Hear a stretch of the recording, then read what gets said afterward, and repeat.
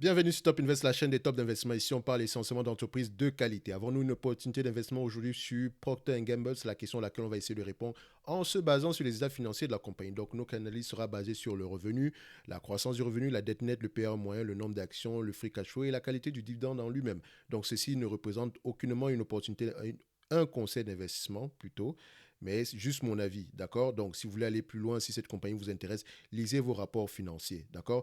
Donc, la première chose qu'on regarde ici, c'est la stabilité ou la croissance du revenu. Je pense que tout le monde sait ce que cette compagnie fait d'habitude. Donc, si vous ne savez pas ce qu'elle fait, vous allez sur Yahoo Finance directement ici, à ce niveau-ci, vous copiez ceci et vous allez coller dans DeepL. Vous allez trouver exactement ce que la compagnie fait. Mais je pense ici que la majorité, c'est exactement ce que Procter Gamble fait, ou bien au moins a déjà utilisé un produit de Procter Gamble. Donc ici, on va directement ici au niveau de la croissance ou la stabilité des revenus. Ici, on constate qu'on a à peu près des revenus qui sont voilà, décroissants. Donc, décroissants jusqu'à une certaine période, juste ici. Donc, à partir d'ici, on a recommencé une croissance. Donc, déjà, il faut savoir pourquoi est-ce que les revenus sont décroissants entre ici et ici.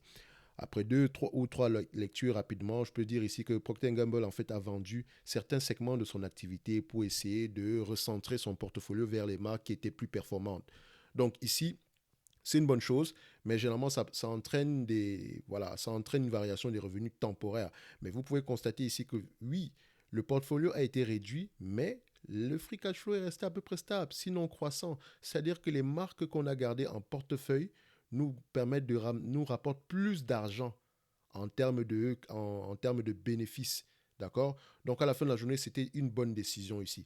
Donc, on peut constater ici que, voilà, à partir d'aujourd'hui, on a à peu près des revenus de 80 milliards. Enfin, on s'en va vers des revenus de 80 milliards ici. Donc, il ne suffit juste pas de dire que les revenus sont croissants sur les dernières années, ça va continuer. Non, il faut savoir pourquoi est-ce qu'on a une croissance des revenus. Deux ou trois lectures par là vous permettent de constater que c'est non seulement une question de volume, donc les produits se vendent de plus en plus, mais également par rapport à l'augmentation des prix. Donc, ils ont également augmenté leur prix. Donc, ils ont un pricing power. Donc, à la fin de la journée, si les volumes augmentent et que le prix augmente, c'est une bonne chose. Si le prix augmente alors que les volumes diminuent, ce n'est pas une bonne information. Donc, c'est bien d'avoir un pricing power, mais il faut savoir si ce pricing power-là est qualitatif. Donc, ici, je peux vous dire qu'il est qualitatif. On constate ici que les marges nettes, les marges brutes sont à peu près stables. Donc, en termes de revenus, ici, je vais couper court. Je prends 80 milliards. D'accord? Donc, c'est ce que le management espère avoir au courant de cette année-ci. On va prendre 80 milliards par là. D'accord? Donc, c'est 80 milliards, voilà. Donc, ici, c'est essentiellement la consommation défensive. Donc, même en cas de récession, vous allez quand même consommer les différents produits que Procter Gamble vous revend. Donc, ici, on prend le 80 milliards. Au niveau de la croissance, ici, on constate que sur les 10 dernières années, on a moins 81%, moins 0,81%. D'accord? Donc, on perd de l'argent sur les 10 dernières années. Mais c'est parce qu'on a réduit nos portefeuilles volontairement. Ce n'est pas parce que les volumes ont diminué ou quoi que ce soit. Non. D'où l'importance de lire absolument. Donc, vous ne pouvez pas juste vous fier à ceci pour déterminer que l'entreprise est en décroissance. Pas du tout. Il faut savoir. Ça dépend de la stratégie d'entreprise. Donc, ici, sur les 5 dernières années, on a 3% de croissance. Sur les 4 dernières années, on a 3% de croissance. Enfin, sur les 3 dernières années, on a 4% de croissance plutôt. Donc, vous constatez ici que c'est une entreprise qui a également bénéficié de la période que vous connaissez, donc en 2020. Donc, il faut se poser la question, est-ce que voilà, cette période-là a pu changer les habitudes des consommateurs, notamment on nettoie de plus en plus, on essaie de plus en plus de se protéger. Donc, à la fin de la journée, peut-être que c'est plutôt une bonne chose pour l'entreprise à long terme. Dans tous les cas de figure, ici, je mettrai zéro croissance. D'accord? Pour ceux qui sont optimistes, voilà, on peut se dire, OK, si la croissance actuelle continue, on peut mettre également 3%, on va le faire. D'accord? Mais moi, personnellement, je ne mettrai pas de croissance parce que 80 milliards déjà par là, c'est une société à peu près mature.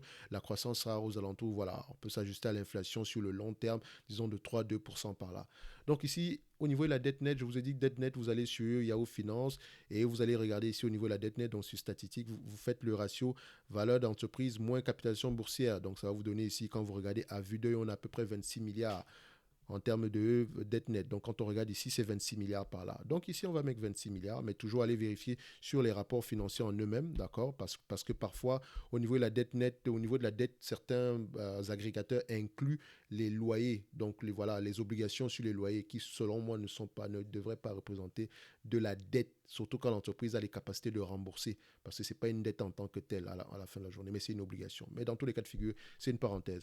Au niveau des PER, consommation défensive, consommation durable, donc on va se dire ici, généralement, les PER sont généreux, 20, 22, 25, mais j'irai toujours avec le 20 ici pour essayer de me protéger par rapport à la situation actuelle. Le nombre d'actions là ici directement, on préfère une entreprise qui rachète ses actions.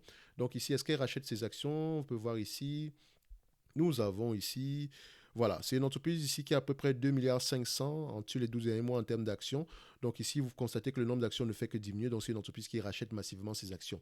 Donc le rachat d'actions, c'est un peu comme théoriquement un dividende, sauf que c'est plus efficient dans le sens où il n'y a pas de double taxation. Parce que quand une entreprise vous reverse un dividende, elle paye déjà les intérêts sur ce dividende, elle paye déjà les taxes sur ce dividende-là. Et vous, quand vous le recevez, vous payez également les taxes, dépendamment de quel véhicule vous utilisez. Mais dans tous les cas de figure, j'ai une préférence pour le rachat d'actions, mais attention, le rachat d'actions est bien quand l'entreprise rachète ses actions, surtout quand les actions voilà, sont sous-évaluées théoriquement. Ça a plus de valeur quand les actions sont sous-évaluées.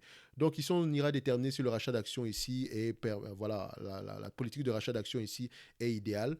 Dans tous les cas de figure, ici, on peut constater que nous avons ici une entreprise qui alloue à peu près 11 milliards pour le rachat d'actions en 2021, donc c'était 2021 ici, alors que le dividende en lui-même est aux alentours de 8 milliards. Donc techniquement, le retour aux actionnaires est de 17 milliards, donc l'entreprise vous a reversé 17 milliards au total. Donc, à la fin de la journée ici, voilà, c'est une entreprise qui rachète ses actions, c'est correct. Le nombre d'actions ici aujourd'hui, on va se dire qu'on est aux alentours de 2 milliards 400 parce qu'ils sont rachetés. Donc peut-être ici, est-ce qu'au niveau de Yahoo Finance, on a la même information? Voilà, où est-ce qu'on a la même information? Oui, 2 milliards 400. Donc on va dire 2 milliards 400. Donc on va mettre ici 2 milliards 400. D'accord? Ok. Maintenant, le free cash flow. Alors, quand on va regarder les free cash flow ici, c'est également une entreprise qui a une dépense en capital, voilà, équivalent à la dépréciation et amortissement. Donc, généralement, sa marge nette est à peu près l'équivalent de, voilà, c'est à peu près l'équivalent de ses free cash flow. Donc, sauf si elle achète certaines de ses matières premières à crédit, elle a la possibilité de le faire justement parce c'est une grosse entreprise. Donc, généralement, si vous êtes son fournisseur et qu'elle vous demande de faire, voilà, de lui permettre de vous payer sur 3 mois, vous allez accepter parce qu'elle prend en termes de volume.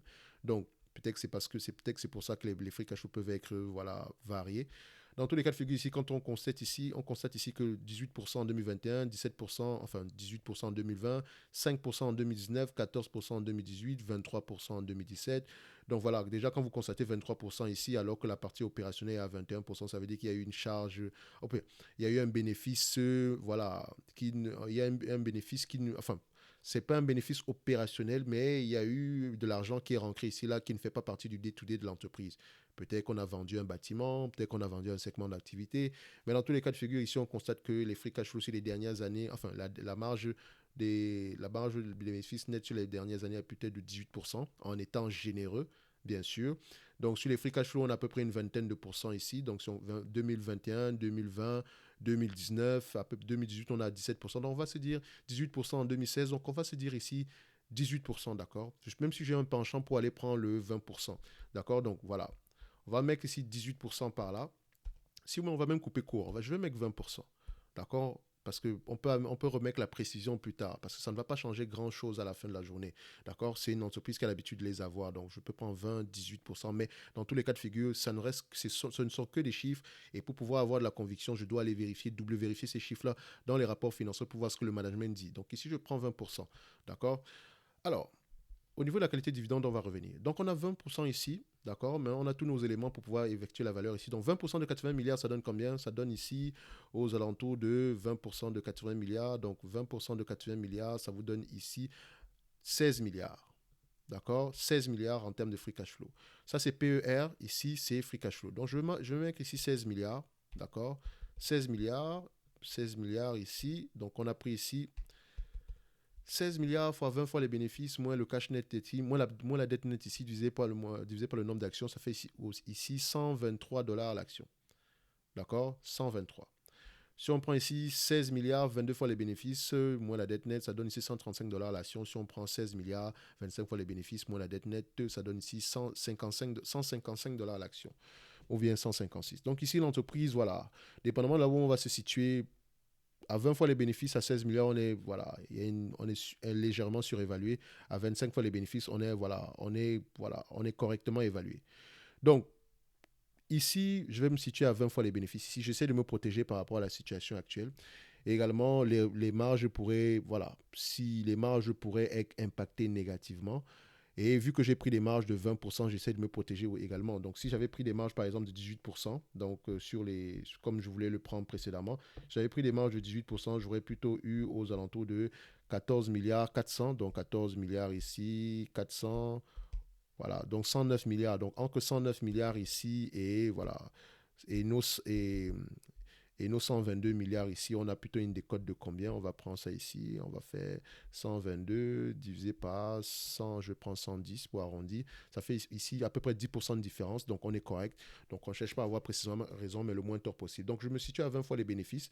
Donc idéalement, j'aimerais faire l'acquisition de cette entreprise ici à 60 dollars l'action par là. Ça, c'est mon prix personnel. Je demande toujours une décote supérieure. Donc, si vous pensez que cette entreprise va s'échanger à 25 fois les bénéfices avec 16 milliards de free cash flow dans les années à venir, donc vous pouvez demander à ce que, voilà, ça peut aller aux alentours de 155 dollars.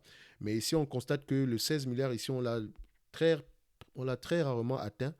Donc, c'est la raison pour laquelle je pense même que je vais même le remodifier à la fin de la journée. Donc, je ne veux pas avoir précisément raison.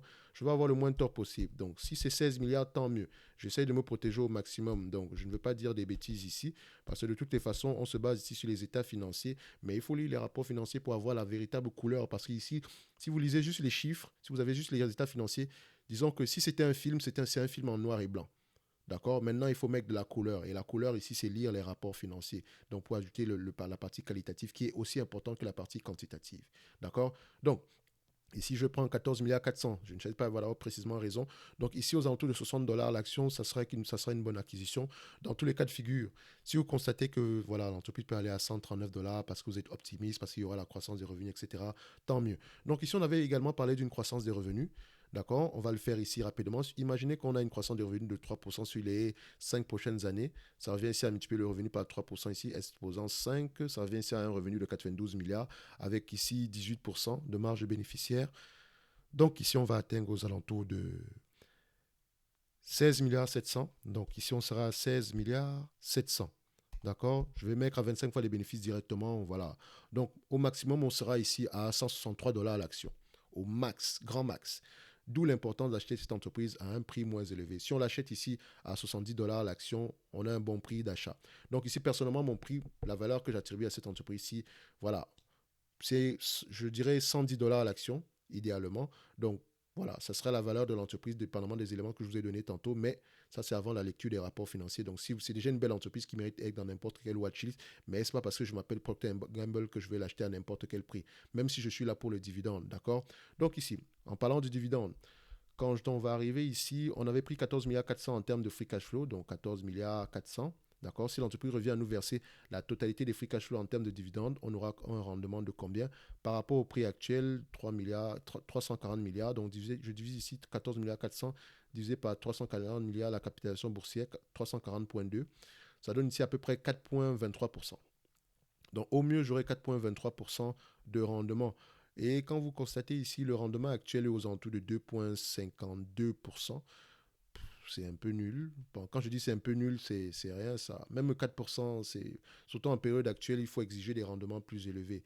Donc ici, même si le dividende est à 2,52%, ce qui nous intéresse, c'est le rendement aux actionnaires, c'est le rendement des free cash flow par rapport à la capitalisation boursière ici, c'est 4,23%. Donc ça, c'est si l'entreprise n'a pas de dette et vous reverse la totalité de ses dividendes en termes de free cash flow, voilà le rendement que vous allez obtenir. Mais imaginez que si on prend en considération la dette, donc on prend nos valeurs d'entreprise plutôt, on aura 14 milliards 400, d'accord, 14 milliards 400 divisé par le 366 excusez-moi, voilà, point 2. Je ne prends pas point 19 ici, donc ça fait ici, donc ici ça fait également ici 4%. Donc idéalement, voilà, ça reviendra à 4% ici. Ici, 3,93% plutôt, et là, on a 4,23%. Donc, il y a voilà, légère différence, mais c'est tout à fait correct. Donc, si vous l'achetez à un prix plus élevé, si vous l'achetez à un prix, disons, au prix actuel, c'est sur 141 dollars l'action. Imaginez que vous l'achetez à 70 dollars l'action. Techniquement, votre rendement aux actionnaires, votre rendement des free cash flow monte aux alentours de 8%. D'où l'important d'acheter à bon prix parce que votre rendement sur coût est plus élevé et également votre dividende, votre yield on cost est plus élevé. Et c'est ça qui est important à la fin de la journée. Investir dans une compagnie qui est stable, qui a des marges également stables ou croissantes, et voilà, qui s'échange ici avec une opportunité de vous donner un dividende avec un rendement aux alentours de 10%. D'accord. Moi, je rachète toujours aux alentours de 10% par là. Donc, idéalement, si je devais acheter cette entreprise-ci, elle m'intéresserait aux alentours de combien? Donc, je vais juste faire mon 10 ici, divisé par, voilà, on va le prendre ici, divisé par 4, enfin, par 4%, ça fait 2,5. Donc, prends le 2,5 divisé par 141 ici, donc divisé par 2,5 ici, ça donne ici, idéalement aux alentours de 56 dollars l'action, je l'achèterais. En l'achetant à 56 dollars l'action, vu qu'elle est à peu près aux alentours de 2 milliards 400 en termes de dette, en termes de nombre d'actions, 2 milliards 400, ça donne ici une capitalisation boursière aux alentours de 135 dollars, d'accord, 137 dollars 400. Donc si on prend 14 milliards 400, 14,4 divisé par 135,4, j'arrondis également, ça donne ici à peu près un rendement de 10%. Donc, c'est ce que moi je recherche. Donc, ici, le rendement, le dividende est safe. Actuellement, on vous paye un dividende aux alentours de 3,65 $ par action. Donc, si on prend ici le free cash flow ici par rapport le free cash flow par action ici aux alentours de combien? Donc, ici, on a 6 dollars par action. Donc, le dividende ici est safe. Donc, par rapport au payout ratio, vous allez constater que si on prend le 3,65 ici, qui est le dividende actuel divisé par 6, on a un ratio de 60%. C'est également correct. Mais ce qui est important, c'est le rendement aux actionnaires parce qu'en réalité, elle vous distribue combien en termes de free cash flow, combien en termes de rendement aux actionnaires parce qu'elle rachète ses actions également. Donc, il faut faire très attention. Racheter les actions, c'est une bonne chose.